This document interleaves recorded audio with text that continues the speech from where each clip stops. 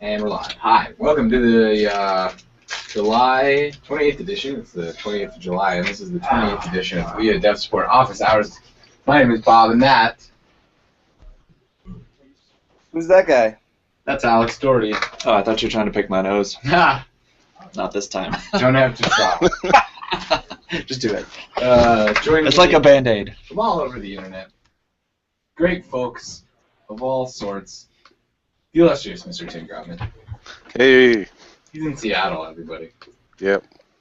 Joining us is Ted DeNola. Hello. I know that guy. I met him once. Or twice. Mr. Matt Kahn. Hi! From a bunker somewhere in the Culver City area, Mr. Jared Jaeger. Good morning, everyone. And Mr. Caleb Garner. Hey, how's it going, guys? Hey. So, we can just start things out as we always do. With a rousing edition, Uh-oh. and it better be rousing, of Disturb with Doherty. Just rousing. Mm-hmm. Nothing. Right. Before that. Rousing edition. A rousing edition. of Disturb with Doherty. Okay, so this one's simple-ish, but basically there's occasionally confusion when submitting a game. We have two questions now. One, is your game free to try? Yes or no? If you say no, that means your game's going to be premium, which means a gamer, is going to have to purchase your game before they can even download it. If you say yes, we move on to the next question, and that means, are there in-app purchases? In general, what this means is things like gold and gems and all that kind of stuff. But a lot of people who just have like a paywall or a unlock the full game option will select it. And so it's good to choose yes for in-app purchases, even if you're not using microtransactions, because it'll indicate to someone that eventually somewhere in this game I'm going to have to pay for it. So you don't want to hit no, even if you're just using a full game unlock, because otherwise it'll appear to be 100% free in the storefront when it's really not. I can see how that could be confusing. It's weird. I think we just exposed something confusing live. Yeah, but it's live, so it's better to explain it, I think. Yeah. So, Okay, cool. And then some questions that came up this week, like, is there any problem switching between free and premium? And after you've released, can you switch that at will? How does that work? yeah, you can. We'll just test it depending on which mode you've picked. So they go into the developer portal, they edit, they click the box that's free or premium, and then they submit that, and then it goes to review. Yeah, if you change the model for your payment, it'll go back through review. And it's that easy. Yep. But make sure you actually change all of your in-game stuff so that it unlocks, instead of just changing it and then finding out that there's major bugs because you just clicked a button in the dev portal as opposed to updating your game. That could be a problem. Yeah, that makes sense. You don't want to go premium, and then once you're premium, you don't need a buy button in your game because they've already bought it, right? So. Yeah, exactly. That's a good rule of thumb, is give as many options as of ways to buy the game as possible. So it's like promoted product, main menu button, paywall, whatever works. Just give them a way to buy your game, and they'll do it more often than not. You don't have to harass them with emails or anything. You miss 100% of the shots you don't take. Wayne Gretzky, Michael Scott. Cool. Well, and then I was setting up an in-app purchase in the same thing. So you have a premium product, and you want to check for receipts. And then I had a solution for, like, okay, so for whatever reason it doesn't find your receipt. Like, I was showing a buy button in that case. So something to consider. Otherwise, you throw up an error message that says, sorry, we didn't detect a purchase, and then pop them out or exit the game. But I think that's a good place to add a buy button. right after the splash screen. Yeah. Cool. Do you want to show us how to do anything like that, Tim, or do you already have something else queued up? I didn't have anything like that. That's more coding, I guess. I just had drawing stuff to do today. So I had something different. To your question, I had something different to show later. Not right now. No, that's good. Okay, cool. Yeah. Usually you do the little intro. Ladies and gentlemen, Mr. Tim Groutman. Oh wait, no. Oh, sorry. Now I remember what it is. Wow, I'm off. I don't even know what's going on. I just clap when you clap. Tim Groutman for a segment that we like to call Oh yes. Grok with Groutman. Sweet. All right. So yeah. So I spent the week. I was playing around more with Fuse and like customizing clothing and stuff. So I want to show you how to customize zombie clothing because I did it a bunch and I can show you how it works. Could we catch people on Fuse before you get started in case they don't know what it is? Yeah, totally. All right, first I'm gonna share my screen. Maybe. Sweet. Okay, you're right. Maybe I need a link to Fuse. Okay, so Fuse is one of those Mixamo tools that makes it really easy to make characters, and it's available in the Unity Asset Store. So Fuse, and over the week, yeah, here we go. It has the awesome outfit that Kelly likes. Anyways, yeah. So this is Fuse. It's available in the Unity Asset Store. Goes on sale every once in a while, and it lets you like assemble characters and put clothes on them, and then you can take that, auto rig it, and animate it, and put it into your game. And yeah, it's super awesome for doing humanoids, so regular people or zombies. And really clothes people. Yeah. And then so during the week I was looking at they do have training material on how to actually get these characters into Blender. So I've been using Modo a lot, and that's more of an expensive modeling tool, but Blender is more free, and there's actually on their website a Blender import script that will import these Fuse characters so you can see them in Blender. So that's pretty cool. I found that on the Mixamo. I guess I just have to go to Mixamo. So in their training materials, towards the bottom here,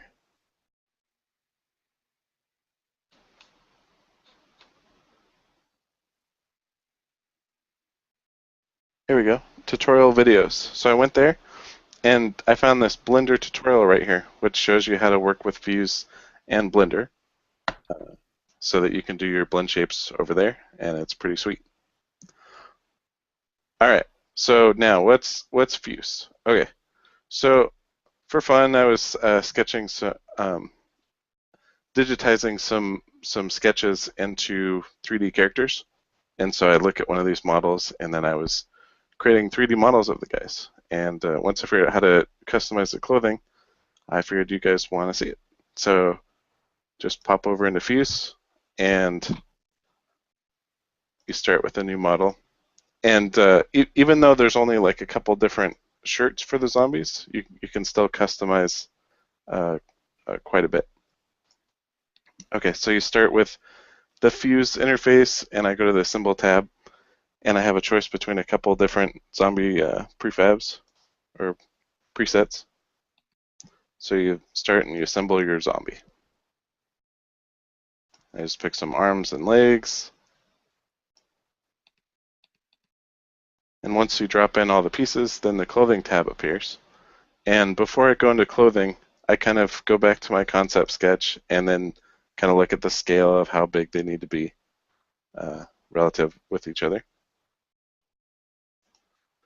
And then you can go to the Customize tab, and on the torso, there's actually an important thing called like torso small and torso, here we go, torso short. And so this will let you adjust the overall height for your zombie. So I might like make them a little bit shorter, so go down to like 25%. And then the same thing for the arms and the legs, so that they're all proportional. So there's something like short arms and short legs. Arm short, here we go. And same thing for legs. Legs short, there we go.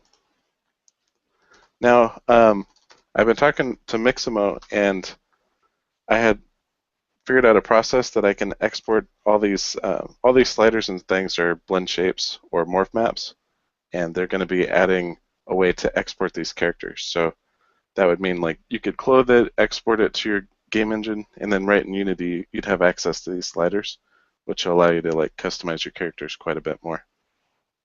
All right, so now that we have like the general zombie, the next thing I do is I click on the character under the texture tab and I pick a zombie color.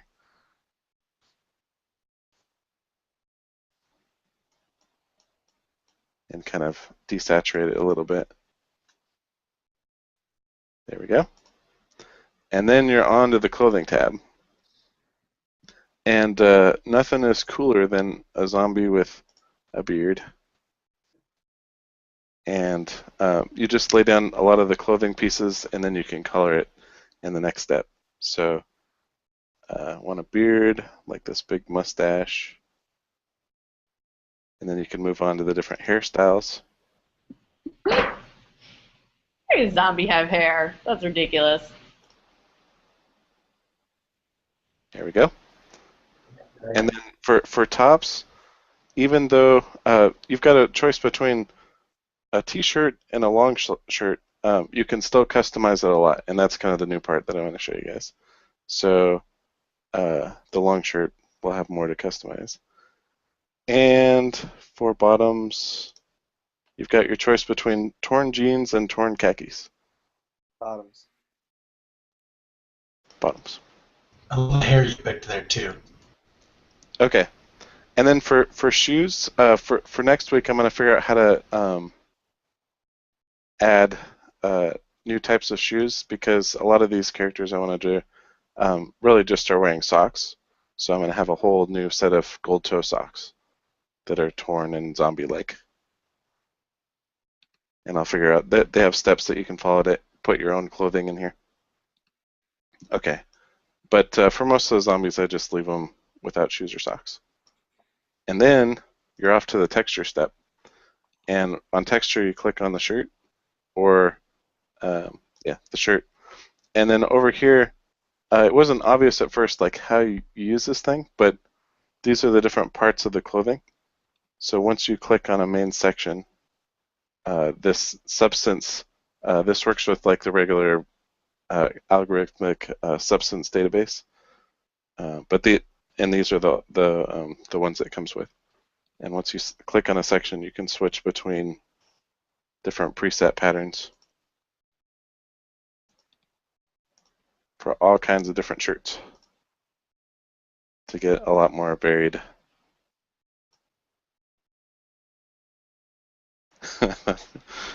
Kind of awesome. So you have sometimes you want a solid color, and so you can do that, or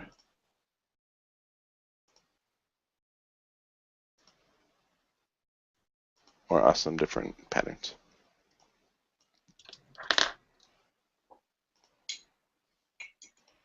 Okay, so you can individually set the different sections. So if you want your main fabric that does the main parts, and then you can set the sleeves individually.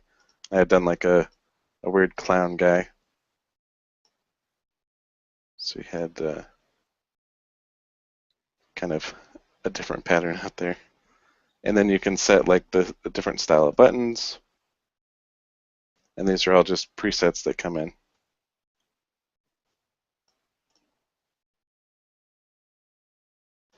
You can even customize the thread patterns.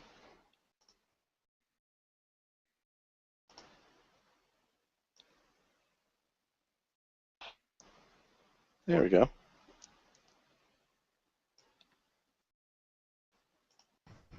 So Okay, Tim, so when you talked with Mixamo about this stuff, will this all be exportable in Unity as well? Because that would be really great for procedural stuff. yeah, I made some videos on what my process was. So, like in the Customize tab, you can do these different sliders, and when you're happy with where it is, you can export as an OBJ file. And then I had an intermediary step where I would combine all those inside of Modo to a single FBX, and then that would make all these sliders available right inside Unity. It becomes a skin mesh render, and all these same blend shape names will appear inside Unity. But it was quite a bit of work for each model to be able to, I had to manually pose these, export it, switch it back, export it, and then recover them. But in the new thing, it'll have file, export, and it'll just go right to FBX, and then FBX will have all these blend shapes automatically, and then that'll allow you to customize it way more. Especially when it comes to these faces and things. So if I switch to the face,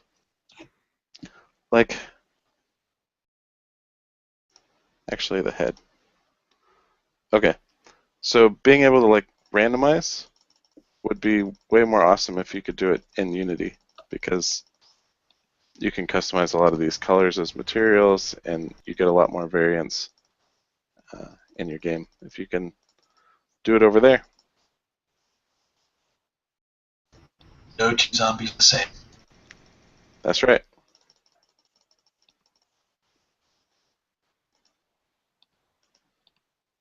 All right. So you can customize. Okay, so I was doing the shirts, and each of these main sections, you can set a different material, but then you can customize it further by expanding these sections.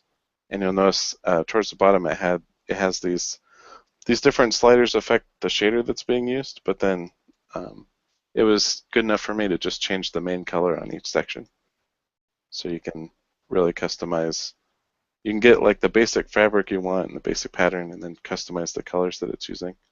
And you can do a lot of different types of zombies, even though they don't. And you can hardly tell that you're using the same two shirts.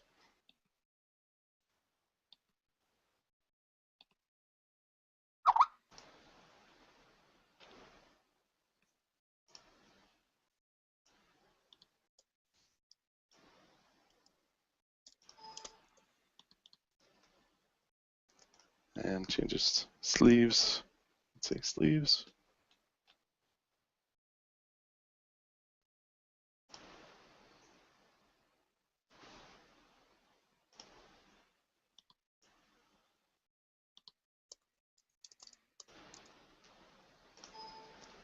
Sweet. So yeah, and I want to do some more socks and gloves and maybe even some different heads. They have a whole process for importing your own content, your own clothing, your own assembly presets for different heads, and then you can get it working even more. And the cool thing is, right from here, you can export to FBX and then edit it in your own modeling package. And then you just use the auto rigger if you want them to run around. And that process is pretty much the same for any type of any humanoid model. Cool, man. You can even adjust the highlights. That's what I was going to ask about. See, check that out. Ooh. Prismatic. Because zombies get superpowers. Sweet. So yeah, so all this is customizable. It's pretty neat. It's way more powerful than I initially thought. With all this super customization.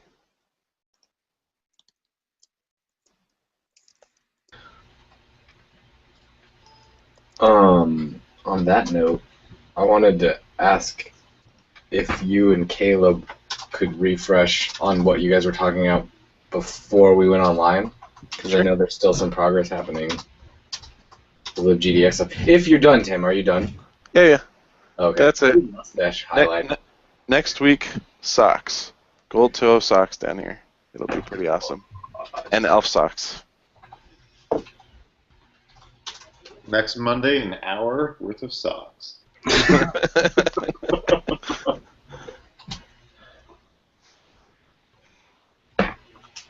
So Caleb is working on libgdx, right?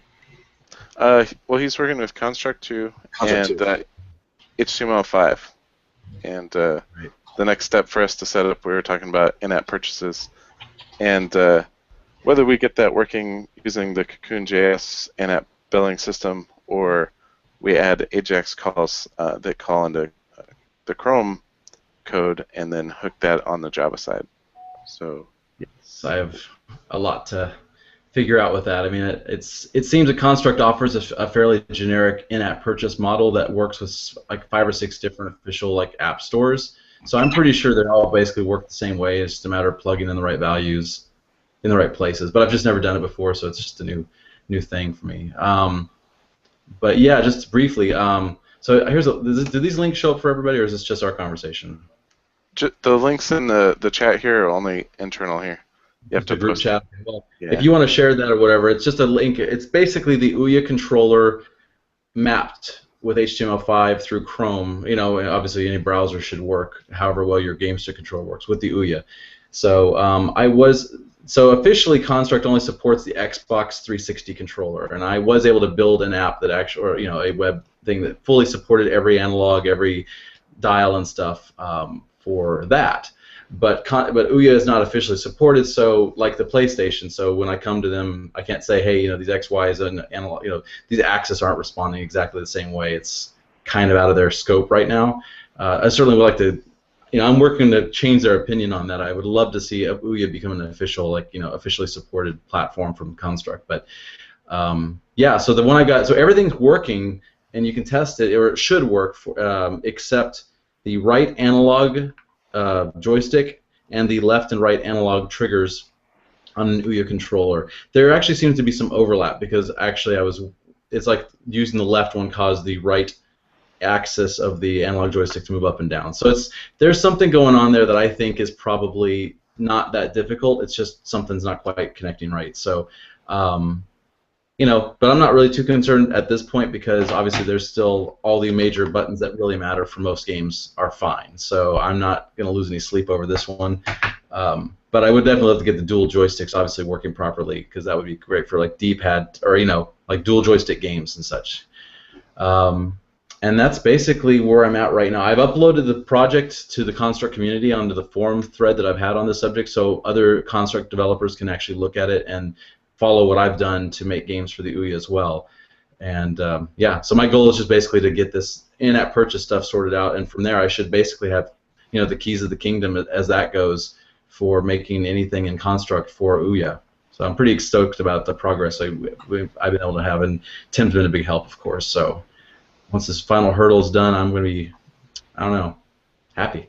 And Kayla, you said last week that Construct 2 is easier to get started deving in because there's less code focus. Say. Absolutely, it is absolutely the funnest engine I've ever played with. I mean, I've messed with Construct, Game Maker. I've done just about all of them, especially the ones that are obviously lighter on the code because I've never been a strong developer in the programming side of things, and Construct just offers the best balance of flexibility because it supports plugins and a lot of third-party things that let it do things that it might not be able to do out of the box, as well as it being simply just fun to use. I mean, the only real thing I wish they would fix is that it's Windows only right now, and I'm a Mac user, so I have to use Boot Camp or Parallels or whatever, and so that's kind of awkward. But other than that, it's been a fantastic program, and I just gave a class here in Boston on Thursday, basically on how to start with Construct and doing a basic platformer, and we had like 2 hours, and we had basically an up and running kind of a game going that they could publish if they wanted to. It was just a matter of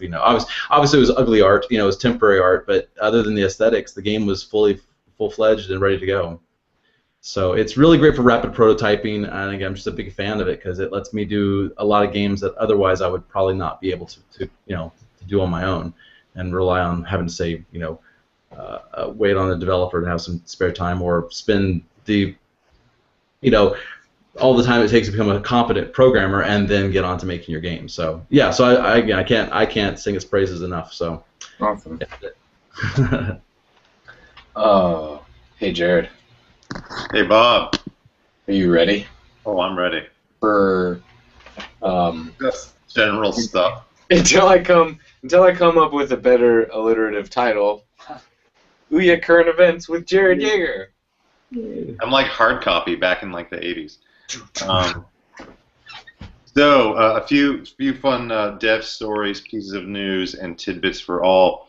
I want to give a couple shout outs. So Casual Connect last week up in San Francisco, a couple of OUYA games. Took some nice awards there. Our friends at Nightlight Interactive, which released Whispering Willows on OUYA and Steam, picked up a Best Story at the Indie Prize Awards at Casual Connect, so congrats to them. And Big Action Mega Fight from Double Stallion Games, they got Best Music. In the post we put on Facebook and on Twitter, you can actually stream the music from their game. It's actually pretty great crunch mode music when you're working on your game, so highly recommend checking that out. And then Toto Temple Deluxe from Juicy Beef, the makers of Nightmare Tower, that released on Thursday. Free to try, and highly recommend checking out their dev diaries on their site, which we've retweeted and shared before, and they have a full postmortem on Gama Sutra right now. So anyone who has any interest in game development or platforming or multiplayer games, how to put those together, they have a wealth of learnings that they've posted there. So highly recommend checking that out. And other developer readings, we also have an OUYA blog takeover from Extend Interactive. Will be going up tomorrow, and they're going to have a playlist. They're the makers of So Many Me. So they'll be writing about the making of the game. Again, it was about a 3-year-long journey for that and how they came about with it. So highly recommend checking that out when that goes up tomorrow. And as far as games this week, Bob has probably all the best details, but Super Puzzle Platformer Deluxe from our friend Landon of Duck Game will be releasing this week. I believe it's supposed to be the 29th, unless Bob knows otherwise. Our friends at F5 Games bringing over House of the Lost. That's got some couch multiplayer action as well. And then Barbecue Games last week released Tiamat X, which is a fun shooter. So we'll be featuring that this week. And then we're going to be featuring Read-Only Memories this week on the storefronts, which has its beta available free to try. Lastly, anyone who is interested in the Free the Games fund, as I mentioned last week, you have till August 10th to launch your campaigns. So I think we've got about at least 8 still up. We'll go over all the projects still live next week, but again, August 10th is the cutoff date to do that. Also, if you are a registered developer, you may have received a developer newsletter with the open call for PAX submissions. That is correct. And if you fill out that form, you will consider to demo your game at PAX. There's more information than that. Does that cost money or something? Like you had Indicate or something, and that costs money. No, it's totally free. So you can submit your game, and we'll take a look at it.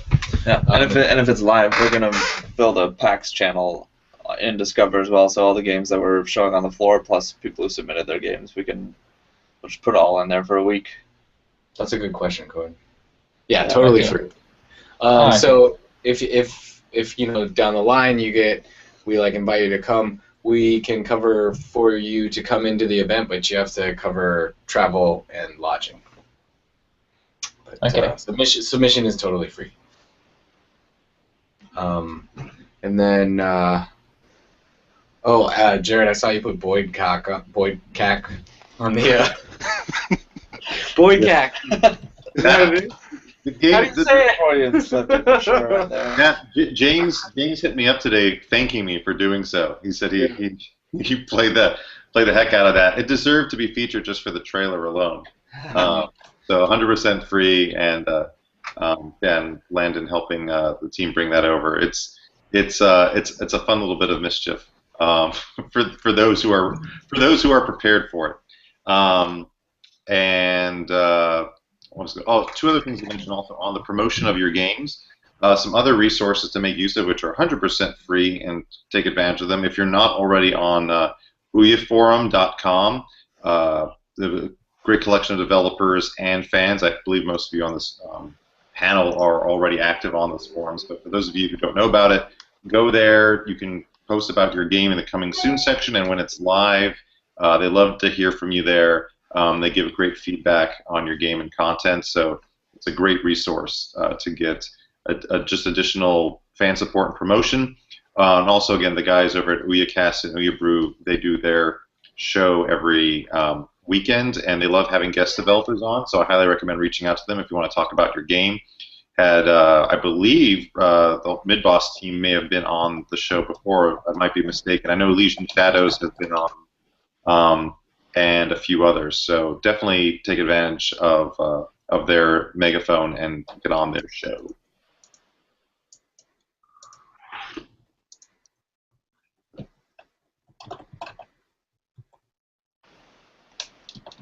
And Bob is... Oh, there's Bob. I thought Bob went to the bathroom. No, man. I'm totally here. Matt just left right when I cut to him. Oh. It was funny. At least I got to see his glasses. There we go. Now I can show the trailer. Oh, boy. Did we miss I believe that we survived it, by the way, with the whip-free blast.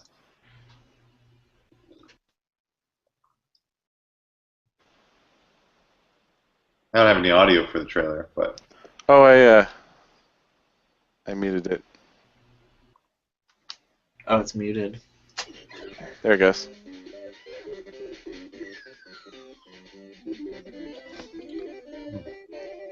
Oh yeah, a couple others actually remind me.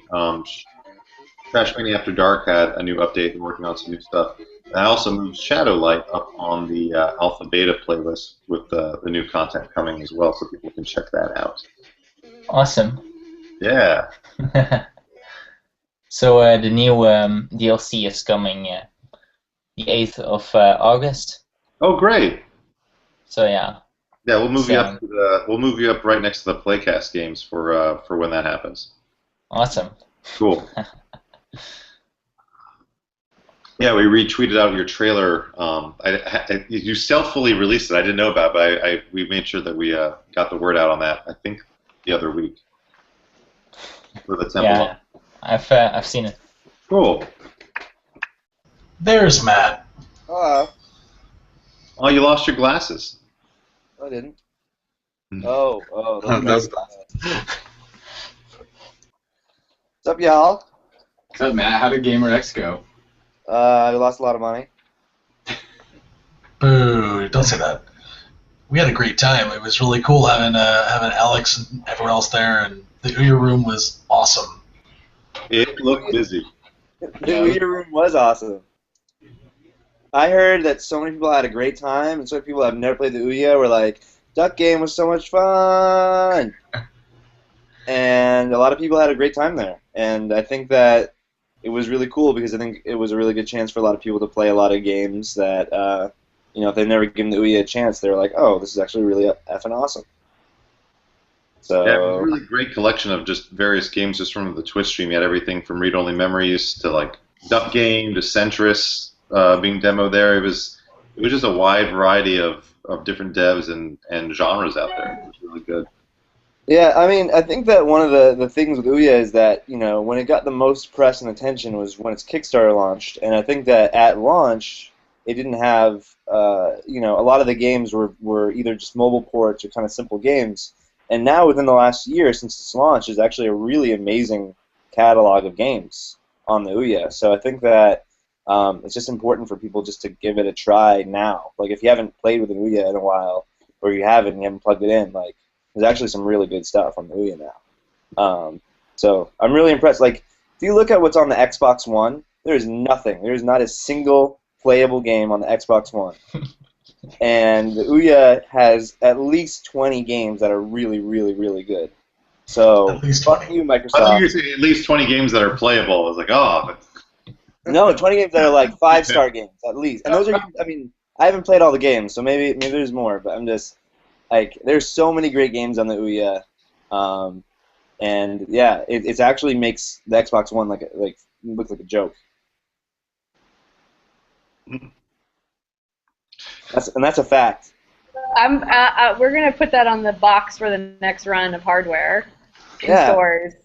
Be like, Matt hey, just quote Matt Con, and then Microsoft can take our dev kits back, and that's fine. Well, you don't even need those. We have OUYA. We're good. You don't even need it to be written on the box. You just need one of those like try me buttons where you press the button, the little voice like from the stuffed animal plays. So it just plays Matt's little dialogue there. It'd be great. Can you just like ship me around to different houses and be like, hey, I'm here to like I'll come in like those people who sell Tupperware. Oh, you're like Avon calling. Yeah, and I'll come in and I'll be like, listen, everybody, we're gonna have an OUYA party, and then we play some duck game. I buy them some drinks. I'm like, now who here wants to get an OUYA right now? And we'll get all the ladies together, and it will be a big OUYA party. They can pick their games right at this party. Be wonderful. Yeah, and be like, and then you can sign. And if you want to sell OUYAs, sign on here. Great. And then we'll get like a stripper, and the stripper will have like a duck game undies. No strippers? No. Yeah. No, Matt. I'm thinking like a bachelorette party. You guys have OUYA marketing money. Let's do this. Come on. I mean, it could be a giant duck outfit, and then you take it off, and it's you. Right. Perfect. I just really want to pop out of a birthday cake. Marilyn Monroe style. Happy birthday. That's gonna be the second trailer for Boyd Cake. But I think back to Matt's original point. Yeah, the. Am I supposed to promote something now? Great. Oh, yeah, you should talk about something. Okay. Well, Read Only Memories is if you have an OUYA, you can actually play the first about hour of the game for free. And you can check it out, and you get a good taste of the dialogue and the story and the fun of it. It's definitely even that part's still kind of in progress. You're going to be adding some puzzles and more animations and different stuff, but it's kind of a good way of kind of getting into the mood of the game. Read Only Memories is definitely a game where you're either going to love it or hate it. If you don't like adventure games, you're not going to enjoy adventure games all of a sudden. But if you like old school adventure games, you're going to love it. It's old school Gabriel Knight, Monkey Island, kind of an old school adventure game. Although it has some like queer themes, it's definitely not like in your face about it. It's actually very subtle and really, I don't know. I think that it's I'm really proud of what the team has done. And if you haven't tried it, it's free. It's about an hour. And unless you're a beta backer for the Kickstarter, the only place you can play the beta is on OUYA, so get it there. And it's been really great. The OUYA community has been super awesome. We have a lot of great feedback through OUYA forums. So yeah, it's been a really cool experience as a developer to see a community that's so involved with the console. Oh, hey Tim, nice. Nice. It's got a nice rockin'. Well, I wouldn't say rockin's the right word, but it's got a really good soundtrack as well. Yeah, the soundtrack's all done by Too Mellow, who's really well known for his Chrono Jigger mixes. And Nosylvania. Yeah, Nosylvania. I mean, one of the things that was like the hallmark of old school, especially the games that we really kind of made it after, are games like Snatcher and stuff like that, where they came out in the early '90s and they had a very limited color palette and kind of limited graphics, and that's intentional on our end. But what made them good was the story and the music, because especially with Snatcher, it was on Sega CD, so I was able to use like CD quality music. And so with our game, we really want to focus on making the music and the kind of the not necessarily using the graphics, but kind of using the limited graphics in a way of like when you're drawing, you can only use like one color, or you can only use one specific brush. It's actually very it actually helps kind of fuel the creativity of it, where it's like in a very specific direction that it needs to go. Then the music really, I think, amplifies the setting and makes it feel very funky. Funky. Freddy Fish. Freddy Fish. Do you know? Yeah, it's from Among Us Entertainment. They were bought by Dari. No. Okay. I know that Atari is a company. Yeah, They are a yeah. company. Wait, Yeah, it reminds me of the old cyberpunk game Rise of the Dragon. Yeah, Yes. That is actually one of our influences. Yeah. If you haven't played Rise of the Dragon, you should go and emulate that, because that is a weird game. No one ever knows that reference. It like occupied so much of my compute game playing for a while. I had an Amiga back in the day, and so that was one of the big games I remember playing. It was a fun one, but I know it made it to other. I think it was on PC as well, right? Yeah, that's what I played it on. I recently watched a Let's Play video of it because I could never get the best ending to it. And yeah, it was just like this dumb thing in one of the last rooms you go in. You have to get a screwdriver that I didn't get. Yeah, you got to save your girlfriend thing. Yeah, I never was able to save her, and now I know. Oh. Yeah, I mean, that was sort of like, you know, we look at games like Rise of the Dragon, where Rise of the Dragon actually had some really amazing stuff, and it had some really, really not amazing stuff to it. And so, thankfully, because we live in the future now, we were able to kind of figure out what didn't work about games like Rise of the Dragon, like their action sequences, and kind of some of it was a little obscure, which was, I mean, part of that was kind of fun, was like trying to figure out what the game wanted from you. It was really weird being able to like set down the controller and just wait for the game to finish. Yeah. I mean, I just remember the first time I played Rise of the Dragon, the fact that you could mess it up and then there was literally nothing you could do until time ran out and lose. Yeah. I thought that was novel, but I think that if you put that in the game today, people would riot. So it is funny how there's some really great games in the past that you just can't play them anymore. It's like if you ever played the original Wasteland 1 and 2 with the turn-based combat, it's like I beat both of those games back in the day, but I just couldn't imagine sitting down and actually playing that for an extended period of time and spending 10 minutes on one combat scene. It's like, no, I can't do this. I wonder what they're going to do with the Grim Fandango remake, because it had some of those moments too where it was just like so hard to figure out some of those Lucas Arts games, like to figure out what you needed to advance. And it had well, where it's like if you missed something, you just lost. I just assume that it's like, you know, as they were making the games, like by the end of it, like, oh yeah, this is way too easy. I know what we'll do, and by the end of it, it's just completely alien to the player, and that's why adventure games are great. I have a quote I'm using for we're working on ROM because I've been doing a lot of puzzle design, and it's like, if you have a candle, you're probably going to use it to illuminate a room or maybe melt wax. You're not going to get the wick and use that to tie a rope around a small gear so you can pull it through, etc. Right. Yeah, so actually, one of the games that really influenced us is Gabriel Knight, because so if you ever play Gabriel Knight, that series goes all over the place. The first game is like 2D, isometric, really beautiful, hand-drawn, pixely stuff. Second one is all in full motion video, and then the third one is in this weird 3D awfulness. And each game, each game has its own problems. The first one is there's a lot of pixel hunting where if you don't, like, you have to click around in certain areas and just like every small little pixel. And if you don't have a guide, you'll just get lost for hours. In the second game, there's a puzzle where you have to put a cuckoo clock inside of a plant, but that's not how cuckoo clocks work because they're weighted. And so if you put it inside of a plant, it wouldn't work. Won't actually go off, yeah. Yeah, it doesn't actually make sense. But the worst game is 3, because in 3, you have to find a cat, and there's a cat that keeps passing by, and you have to put like some honey down on like a stick, so you can collect some cat hair, and then you got to put the cat hair on your face. Then you also got to find a passport and draw on it with a marker. For some reason, put a beard on it, or not a beard, a mustache. Mustache.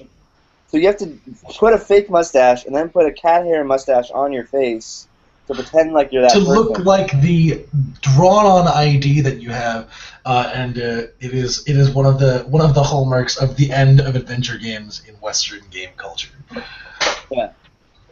So That reminds me of the progression of the Return of the Zork series, where you had like the text-based one, and then Return to Zork with the full motion video, which is definitely a personal favorite of mine, but is really tough in some points, and I think it evolved again even from that point on. At my house, we're playing through the King's Quest series again, and those get really hard really fast. Oh, But they're so sure. good. Funny. Yeah. Yeah. There's also this old school series called Police Quest. Oh yeah. With the fourth one being all live motion video, but all of them require you to follow police protocol, like down to the letter. And so it's like you pull out form 1.58B, and then you have to return it to like the director, and it's like all this stuff where it's like I have no idea why. They don't explain. Yeah, they never explain it. They just expect that you know protocols. No. Inside the game, they have a computer that has the directions on what the forms do. Yeah. That kind of stuff. Yeah. I played Police Quest 1 and 2, and I saved the City of Angels from Baines, the evildoer. Ooh. Just remember, when you go on dates, buy your girlfriend the roses and not the carnations. Yes. Good choice. When you were doing read-only memories research, or just kind of, I guess, studying up before making it, did you ever play the old Blade Runner adventure game, the PC one, like the point-and-click adventure? JJ's all like, we need to play this right now.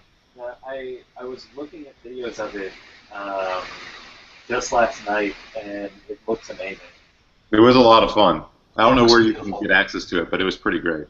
Yeah, it's hard to find and track down, but Yeah. if anybody out there watching finds that, send it over to rombots@midboss.com, and we will play the hell out of it. Nice. Well, a game that you should play, if you want to kind of get a good example of what the game's going to be like, is Police Knots, because there's actually an English patch for it, and Police Knots is kind of like the prototype of the game that we're trying to make in a way. What's really cool about Police Knots is that no matter what you choose, you'll always get to, like, the story's pretty linear, but the choices you make very small changes in the dialogue. So if you choose things early on in the game, it'll affect how people will talk to you throughout the rest of the game.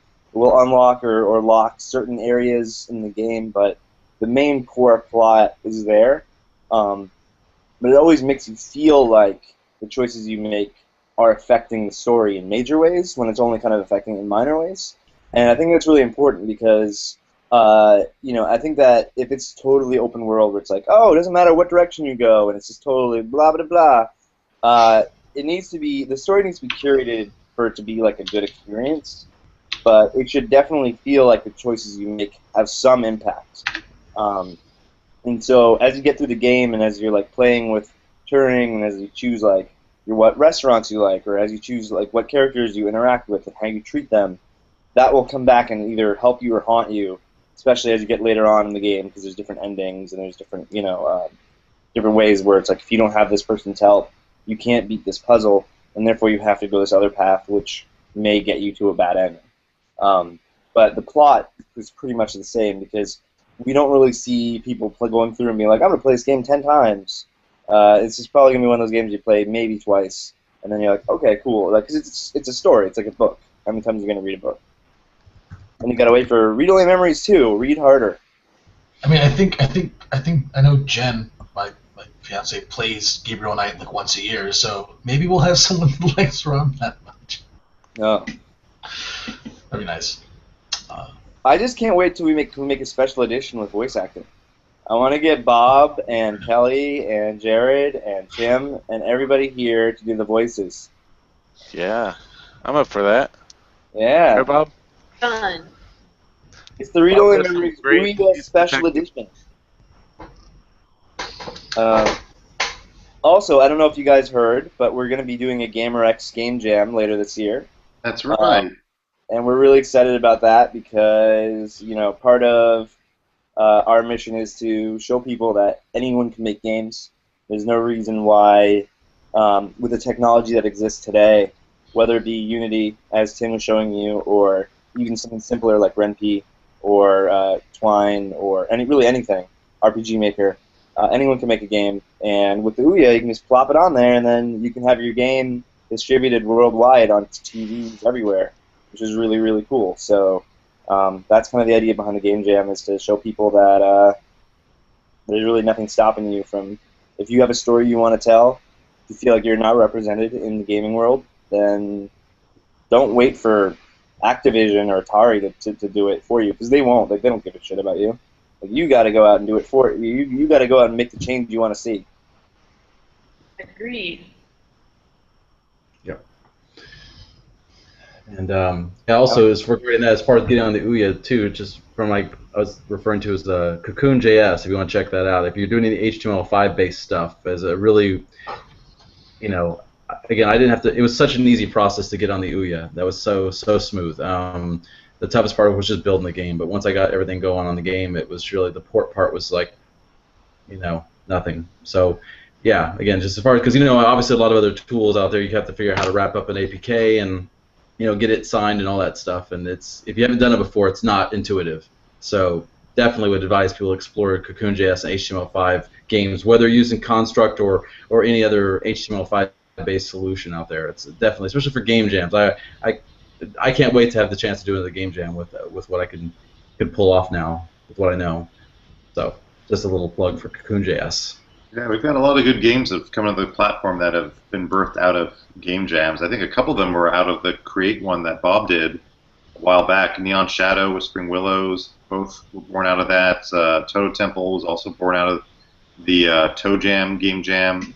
I'm probably forgetting a few others, but it's amazing what ultimately comes out of them. Yeah, Whispering Willows came out of the Kill Screen contest. That's right. That was like a 10-day contest. Well, that's like where the first 160 games actually came out of, so that was pretty cool. And Gravy. Yeah. You guys, we're almost out of time.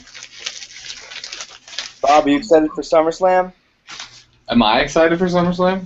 Yeah, I heard that you're going to take the entire OUYA office to SummerSlam. That'd be It's cool. a wrestling thing. Yeah, it's a wrestling thing. You know that there's a wrestler on that TV show I was talking about. What show? It's in Los Angeles, so Bob's going to fly down there and take Jared and Kelly and everyone to the Staples Center to see Bork Laser versus John Cena. You guys didn't hang out with Darren Young at GamerX? I'm surprised Bob didn't get a picture. Yeah, Bob, why didn't you come and hang out with Darren Young with me? I told him to, and he just wouldn't. I was in the OUYA room. No. Bob was being a good employee, and he was working hard. It was your birthday weekend. That's the best joke I've heard in a long time. Be quiet, man. You guys are out of time. Should we play the food game, or should we delay it for next week? Food game! Food game? Yeah, you can't not play it. All right.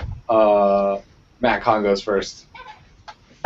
What's the craziest food I had this week? Let's see. I went to a new ramen place that just opened up in Japantown after the awful ramen festival where you couldn't get any ramen for 3 hours. Yeah, we went to Sha La La, and we got some really nice ramen, and it was like it's cooked overnight with like pork bone stuff in the broth. It's really gross. When you actually get it, the broth is really complex and rich and awesome. And it was really great, and it's only like $9. And if you're in Japantown, go to Sha La La Ramen. It's good eats. I heard that that ramen festival was kind of like it was backed up because we had somebody here that did a similar thing. Yeah. 2 to 3 hours wait. Like we drove over there. It took us an hour to get like parking, and then the line was about 2 hours. And I was like, I'm gone. Bye. People underestimated the Bay Area's love of ramen. I think there just wasn't anything going on that weekend. I think that like that was like, you know how like you're like, oh, there's Union Street Festival, and that's it. There was like no other big events going on that weekend. Everyone was like, well, guess we're all going to get ramen today. Okay, that's fair enough. Ted, what'd you? Is that a cat? There's a cat back there, and then there's another cat right here. Sweet. Hello, cats. Cats were not the weirdest thing I've eaten this week. That would be creepy. Farmville went too. to our wedding caterer this week and picked them. We had our taste test, so that was amazing. Had, let's see, the appetizers are mushroom risotto with fried beets and crab cakes with goat cheese. And then we had an onion tart. The main course is beef tenderloin with lobster grits. And then I also picked out our cake. The normal wedding cake, that's like an almond cake, and that's great. But the groom's cake is a marble cake with cinnamon buttercream frosting. Freaking incredible. So, yeah, I'm excited about my wedding in like 8 months. Oh my god, I'm starving! Yeah. Tim, if you follow me on Twitter, or I can post them somewhere else, I live tweeted all of the food. I need to check my Twitter right now. Tim, what did you eat, man? Who? What? Me? What'd you eat? I had ice cream cake. It's pretty good. I was gonna get some right now just for the show. This one did not melt like the other one, right? Yeah, I was gonna say, didn't yours last one you melted? Yeah. It's the reboot. Nice. I started to get the cakes that are small enough to fit in the freezer so that they keep longer. It seems like a novel idea. I was waiting to go from marbled cinnamon cake to marbles and cinnamon sticks. I didn't know what was going to happen. You never know with Tim Grill. Nope. Was it my turn? Yeah, it's your turn. Oh. I had some delicious, like, backyard grilled pizzas with, like, mushrooms and some peppers. Backyard grilled, like on a barbecue? Yeah. Wow. It was really good. Cool. With some nice wine. It wasn't necessarily paired, but it was delicious nonetheless. Okay. Yeah. I had cereal this morning Nice. with bananas. I had a Trump really cereal. lame week. Sorry. Caleb. Golly, I don't think I had anything too extraordinary this week. I mostly just had I had some peppers that came in from my garden. So, and they were kind of sitting there and borderline, like they were gonna get old if I didn't do something. So I just took them. They're these green peppers. They're supposed to be spicy, but they're really not. I mean, I don't know. They taste like bell peppers to me, but my wife says they're spicy, so whatever. But I just quickly like chopped them up and had some grilled or some chicken, diced up the pieces and just kind of gobbled it up. Just chicken and peppers, and it was actually quite amazing. Nice. Like the crisp good of the peppers with just chicken breast. It was just like pan grilled, and yeah, it was quite tasty. Nice. What's your code hacking? Yeah, I had lemon cheesecake. Ooh. Yeah. I can get on board with that. Mm-hmm. So yeah, that's it. I didn't have anything nice besides that. That's pretty nice. Wait, skip Jared. Okay. No, I'm just kidding. Don't skip him. Oh, okay. He doesn't deserve that. What did I do? Jared's my favorite guy who works at OUYA. Oh. Ooh. Oh, Jared? Oh. Yeah. No. First of all, Kelly is my favorite lady, and Jared is my favorite guy. It's fair. That's understandable. Yeah. I mean, we suck. Oh no. You are my favorite Matt Cohen. I I think I know a couple. yeah. I hate all those other Matt Cohens. Does this mean I'm up? You're Yep. right, man. Yeah. All right. So we went out to Texas to see my wife's extended family with the baby, and so they do not lie about making everything bigger in Texas. This one meal we went to, the crab cake was the entree, and this crab cake is the size of your face. It is a giant crab cake served with sriracha mayonnaise on the side and cocktail sauce and tartar sauce and all that good stuff, along with fried calamari in this Asian noodle with like Thai peanut sauce in there, followed up with this ice cream sundae for two of caramel and chocolate sauce and a warm bag of chocolate chip cookies that you can dip into it to eat. It was diabetes inducing. And a nice glass of Bordeaux. That hit the spot. especially when you had a crying baby on the ride back. That was good. That's what the bag of cookies is for, right? No, well, you just breathe into the bag afterwards to calm yourself down. just suck up all the chocolate chip dust. You got a screaming baby. JJ there still? JJ still. JJ, we're looking at your face. JJ. JJ. I had this is not- JJ, we can't hear you. You're muted. Oh. I had ramen. Cool, man. Same ramen Matt. Okay. from Shalala. Okay. Nice. I'll rank yours higher than Matt's. Okay, I had the Shiro ramen from Shalala, which is really good. Very creamy, thick broth. Mm. I want it so much. I want ramen. Last up, Kelly. Finish strong. Kelly. We made last week one of my absolute favorite recipes in our repertoire, which is this grilled salmon. You make a marinade with mint, parsley, lemon juice, olive oil, a little salt, and just blend it up, and then marinate the salmon in it for an hour or whatever, and then throw it on the grill, and it's so good. It's so awesome summer. Great way to use all that mint that's got right now. That's solid. Okay. I'm going to give first place to Ted for the, what was it? It was like lobster. Just pretty much just need to lobster go look at grits. it. You did say lobster grits, I think. Lobster grits. There's lobster grits, yeah, beef tenderloin with lobster grits. I'm telling you, go to I tweeted my Twitter media links. Scroll down to the 23rd, and it just makes me drool even now. Yeah. I might have to make Yes. the Twitter retweet that. I might. The whole I thing. don't know if I can I here? I can bring my camera over. No, it won't work. Would you Maybe. save some? There we go. Oh, wow. Yeah, no, he did it. Look at these, man. Oh, I forgot the truffle cheeseburger sliders. Oh, what? Yeah, Wow, yeah. that sounds too good to be true. So it's You got the win without the truffle cheese. Yeah, you're going for the fatality now. I'm gonna be. You know what the great thing is? It's my wedding, so of course I probably will get to eat very little of it because I'll be running around like a maniac. And the week following your wedding, you can't submit a resubmit, so you're gonna have to eat something else that week that's gonna top that. Damn. Okay. All right. Well, that's gonna be interesting. Yeah, I'm suffering the same fate. Oh, I know what we're having. Okay, the rehearsal dinner has a different menu. All right. I'll give second place to Kelly for the salmon marinade, and I want to give Tim a strong third place. Yep. For not melting his ice cream cake this time. Yeah. Yeah.